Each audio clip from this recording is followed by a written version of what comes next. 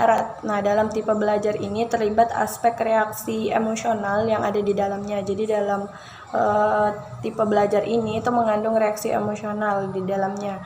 Nah, kondisi yang diperlukan dalam berlangsungnya tipe belajar ini yaitu memberikan stimulus atau sinyal secara bersamaan atau secara serempak. Nah, respon yang timbul itu bersifat umum dan emosional. Nah, selain umum dan emosional, juga timbul secara tiba-tiba atau tidak dapat dikendalikan. Nah, pemberian respon itu bentuk pemberian respon dan terhadap tanda-tanda atau isyarat itu harus dengan respon yang tepat. Nah, misalkan beberapa anak itu kalau gelisah di dalam kelas atau dalam mata pelajaran tersebut, itu bisa kita katakan bahwa anak tersebut tidak menyukai pelajaran tersebut. Jadi kita harus memberikan stimulus agar anak tersebut bisa menyukai matematika, setidaknya bisa perlahan menyukai mata pelajaran tersebut. Yaitu belajar stimulus dan respon. Jadi dalam kondisi ini sangat diperlukan faktor penguat atau reinforcement. Nah, waktu antara stimulus yang pertama dengan stimulus berikutnya itu sangat penting dalam tipe belajar ini. Jadi jarak antara stimulus dan respon yang pertama dengan stimulus dan respon berikutnya itu lebih dekat jaraknya, itu akan semakin kuat penguatannya. Jadi kemampuan itu tidak datang secara tiba-tiba, tapi melalui latihan dan latihan. Respon dapat diatur dan dikuasai. Respon bersifat spesifik, tidak umum, dan kabur. Jadi respon diperkuat dengan adanya suatu reward atau hadiah, atau juga bisa dikatakan imbalan. Jadi seringnya gerakan motoris itu merupakan komponen penting dalam tipe belajar ini. Saya akan melanjutkan tipe belajar yang ketiga, yaitu belajar rangkaian. Tipe belajar ini masih mengandung asosiasi yang kebanyakan berkaitan dengan keterampilan motorik. Kondisi yang diperlukan bagi berlangsungnya tipe belajar ini antara lain secara internal, anak didik sudah harus terkuasai sejumlah satuan pola, baik psikomotorik maupun verbal. Selain itu, prinsip kesinambungan, pengulangan, dan reinforcement tetap penting bagi berlangsungnya proses chaining. Kebanyakan aktivitas dalam matematika memerlukan manipulasi dari peralatan fisik seperti mistar, jangka, dan model geometri membutuhkan chaining. Belajar membuat garis bagi suatu sudut dengan menggunakan jangka membutuhkan penerapan keterampilan tipe stimulus respon yang telah dipelajari sebelumnya. Di antaranya, kemampuan menggunakan jangka untuk menarik busur dan membuat garis lurus antara dua titik. Jadi, teori belajar rangkaian ini menuntut siswa untuk mampu menggunakan peralatan fisik seperti mistar, jangka, dan model geometri dalam proses pembelajaran matematika.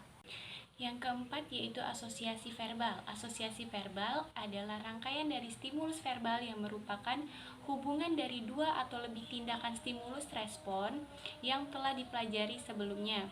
Tipe paling sederhana dari belajar rangkaian verbal, asosiasi antara suatu objek dengan namanya, yang melibatkan belajar rangkaian stimulus respon dari tampilan objek dengan karakteristiknya, dan stimulus respon dari pengamatan terhadap suatu objek dan memberikan tanggapan dengan menyebutkan namanya. Contoh dari asosiasi verbal ini seperti seseorang mungkin menggunakan kode mental verbal Y ditentukan oleh X sebagai petunjuk kata fungsi. Orang lain mungkin memberi kode fungsi dengan menggunakan simbol Y sama dengan Fx, dan orang lain juga mungkin menggunakan visualisasi diagram panah dari dua himpunan. Itulah pengertian dan contoh dari asosiasi verbal.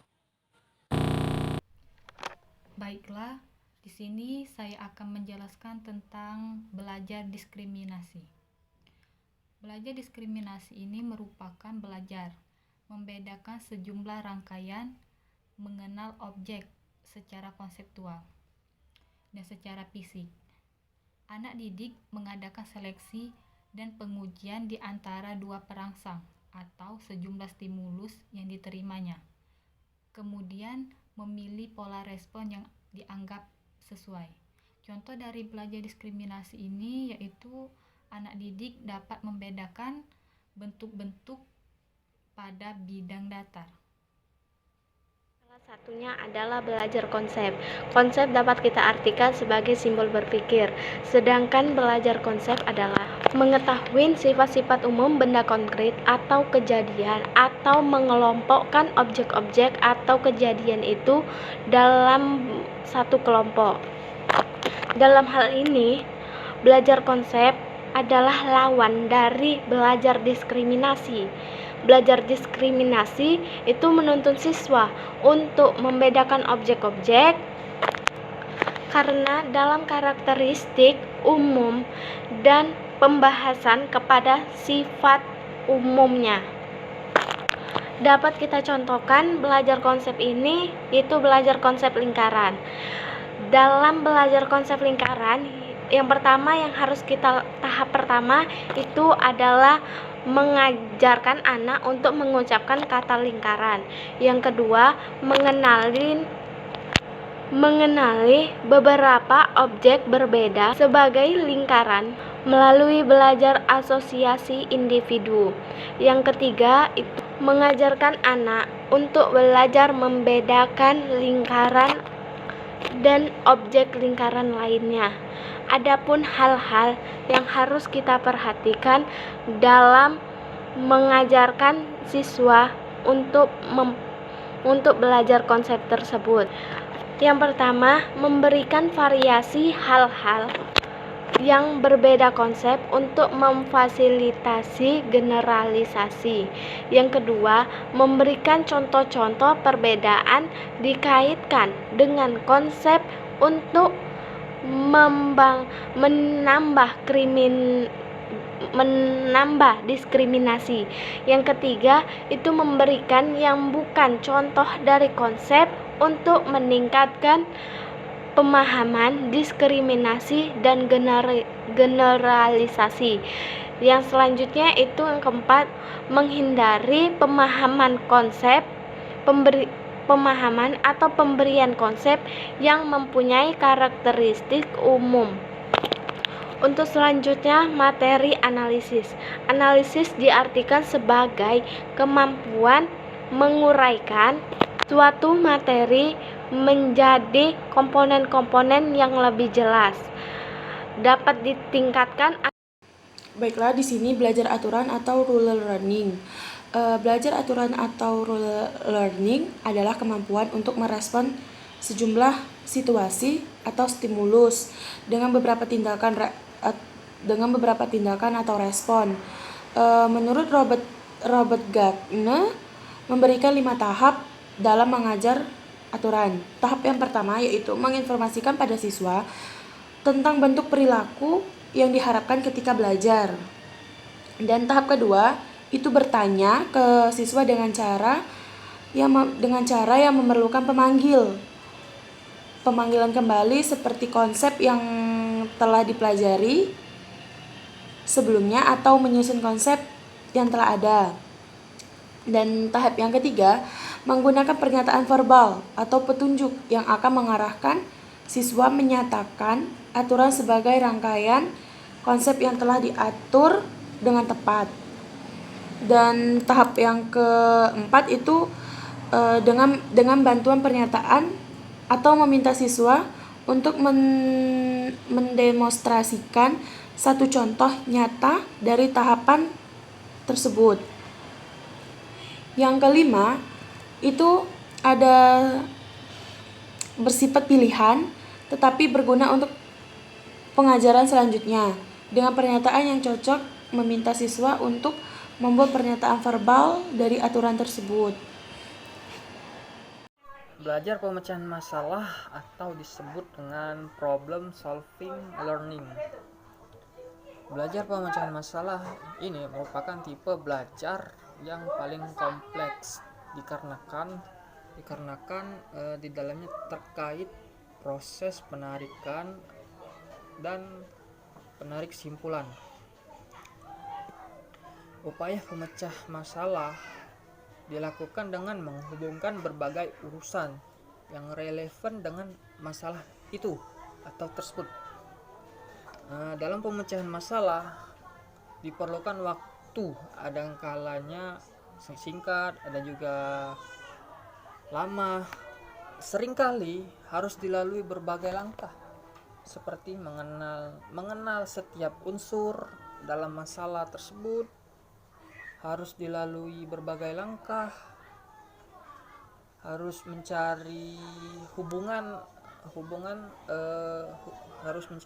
harus mencari hubungannya dengan aturan-aturan tertentu.